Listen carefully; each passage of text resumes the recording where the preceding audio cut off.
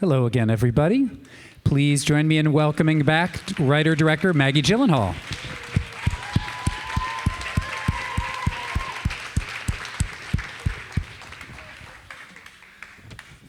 Well, I've never sat in this nice living room here we have set up. This is very nice. So congratulations on the film. It's Thank you. Great to see it again. Can you tell me a little bit about what drew you to Elena Ferrante's novel as the first project that you would tackle as a writer-director? Well, hello. What drew me? I had read the Neapolitan novels, My Brilliant Friend, and the subsequent novels, and I think when I first read those, I had never. There were things that she was being honest about and articulating that I had never heard articulated before. In particular, about being a woman in the world, being a mother, being a thinker, being an artist. I think that so many of the films that I have seen and had seen, not all of them, but many of them, songs I'd heard, books I'd read, had, articulated or described an experience as a woman in the world that didn't feel quite right to me, which made me think maybe there's something wrong with me. And I think I just have this feeling that a lot of women feel that way. And when I read Ferrante, I was like, oh my God, whoa. First I thought, this woman is so fucked up. And then, literally 3 seconds later, I thought, oh no, I really relate to this. So, either I'm so fucked up or this is a common experience that just hasn't been talked about. And there's something so comforting in seeing your experience reflected back to you. So I kind of thought, it was really Days of Abandonment, another novel of hers that I was reading that just stunned me. I thought, imagine if that experience I described, which I kind of imagined women were having all over the world alone in their rooms. And that's the feedback, that I think people talk about Ferrante that way. Imagine if instead of it being alone in your room, where it remains a kind of secret, exciting as it may be, what if you have to sit in a room with other people and have those things said out loud? How radical that would be, how kind of exciting it could be. So that was what I was hoping to do. Got it. And were you in touch with her much? Because I know she, I think, prefers to remain anonymous, I guess. So were you in touch with her about the project much, directly? Well, no, she's remained anonymous to me too. I think that that's a really interesting ask, to be able to do your work and remain anonymous, and I respect it.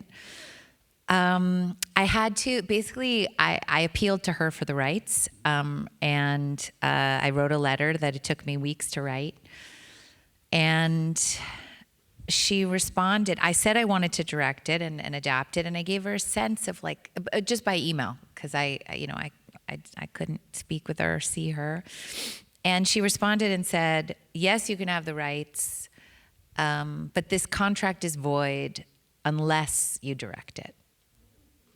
And you had never directed anything, a feature-length film before, right? No, I hadn't directed anything, even a short. And in fact, her anonymity, it was like, I don't know who she is. I've had subsequent interactions with her, which I can tell you about. But at first, I was like, just this kind of cosmic. So how do I put this? She's remained this kind of fantasy woman to me in the world. And what she did by saying I have to direct it is a boost of confidence to me. It's like, and she's just continued to do that throughout our interactions together. After that, I started to adapt it, and I was doing a Q&A actually for the kindergarten teacher in New York, and after got all these emails from the UK, where she writes that Guardian article, and she'd writes like a weekly article in the Guardian, and she'd written one kind of to me, like just out of nowhere. She says, Maggie is adapting my screenplay, or my book, into a screenplay, and she said, although it's difficult for her, that she knows that in order for it to be successful, that she needs to allow it to live outside of the parameters that she created, and she needs to allow it to be mine. And she said also that if I were a man doing the adaptation, she would not feel that way about offering me freedom, that it was particularly because I was a woman artist. And again, this like wise, cosmic fantasy woman offering me her support. And then again, when I showed her the screenplay, which I know there's a few people out here because I know you and you told me you read the book. The adaptation is quite different, but in particular, the end is really the opposite of the book. The book ends with her daughters calling her, not on the beach, but in the apartment, and saying, you know, God, Mom, we haven't heard from you in so long. We thought you were dead. You know, kidding with her. And she says, I'm dead, but I'm fine. And I respect her so much. And I tried to understand that ending. I now think I have a better understanding of what she meant. But as I was adapting, look, what I mean actually is that I switched it. Obviously, she says I'm alive. And I think they mean the same thing. But I didn't quite understand that until I had completed the movie. But when I changed it and I showed Ferrante the script, I know I'm talking, but that's the idea. They don't want to hear from me, so keep going. I showed Ferrante the script, and she like really gave me her blessing on the end. She said, I see what you did and I love it. So just all the way through, she was just this incredibly supportive, anonymous, feminine voice. And this was a project that was one of the sort of first projects to go into production during the pandemic on your first film.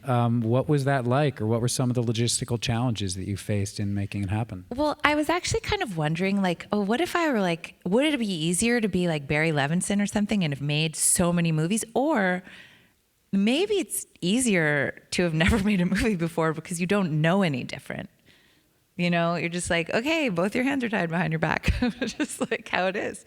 The thing about, I mean, I can tell you a bit about how it happened, but I don't want to lose my train of thought. One thing that was incredible about going into production, basically exactly a year ago, we were shooting now. We shot for 5 weeks, and we started September 28th, was that everybody was so full of gratitude to be together, to be interacting, to be making work together, just to be touching each other. And like, yes, it was hard. It was different. If you remember, like there were no vaccines, but also we're just so grateful. And we were on an island in Greece, and we were tested all the time. So even though we had protocols and we had to follow them, and we really did have to follow them because we could not afford to be shut down, like technically whatever, we had insurance, but our actors, I mean, there's just no way. And I was hearing about productions being shut down all over the place. So we were very diligent, but in our hearts, we knew we were safe because we were on this tiny island and no one was coming and going. And so it was also like pretty great. I bet. We have time for a question or two from the audience if anyone has any questions. It's a little hard for me to see here, but I see a question there. Yes. Thank you. The question is about the doll and why she took the doll. I mean, why do you think she took the doll?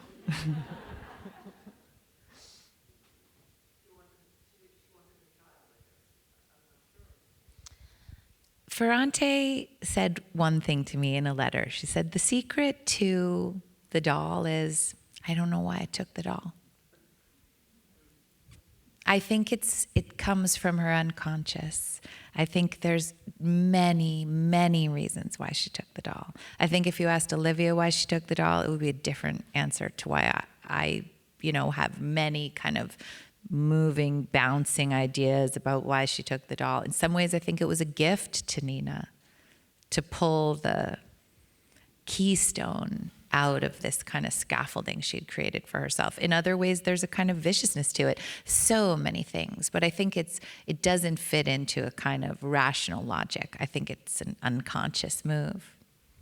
What does she say when she asks why she took it? She says, I was playing? Is that what she says towards the end? She says, I don't know. She says, I don't know, yeah. She says, I was just playing. I was just playing, right? Yeah. Yeah. Wow. Yeah. It's a very interesting choice of words. I was just playing. Anyone else have a question about the doll or not about the doll? I can tell you a great story about the doll if you want. Please. Okay. So in Greece, they don't have a props department. Props is just, I don't know if it's production design usually that does it. I don't know, because I've never made a movie in Greece before. So props was kind of new. They were great, and they kept telling me, you can't use a regular doll from a store because no brand will want to be associated with this. Yeah, that's not going to be this year's hottest Christmas gift. Yeah, exactly. I was like, okay, well, but it has to look like just a regular doll, like Toys R Us, like any old doll that has just come to be imbued with this meaning for this child. You know they don't have Toys R Us anymore too, right? Oh, are you allowed to say that? No, you're allowed to say that, but I feel like I love that reference. But so yes, no, I'm sorry. Go on. I didn't know that because my kids, one of whom is here tonight, they were Toys R Us when she was little. Yes, exactly. I remember it as well. Anyway, he's like, we have to make a doll. And he starts showing me these like ceramic, really kind of unusual, interesting things he's making. But I'm like, this does not look like just, generic doll. It'll look like generic doll. I was like, okay.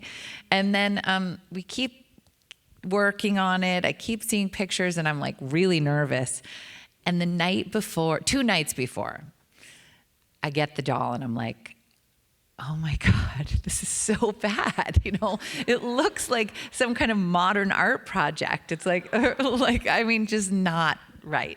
And I called my production designer and I was like, Inbal, what are we going to do? And a few weeks before, we had been scouting at this apartment and looking for, Leda's apartment. And in a shaft of light, sitting on the sofa, is a doll. And it was left there by some kid who lived in the apartment. And I was like, Inbal, we have to take pictures of this doll. And we took all these pictures of this doll. And I had already been kind of obsessed with this doll. So when the doll that they made wasn't working, I was like, can we get that doll? So it really belongs to a real girl who's now in Athens. And I was like, okay, look, if this doll is her favorite doll, we can't remake the movie. We can't take this girl's doll. I said, well, just ask though, because it might just be any old doll.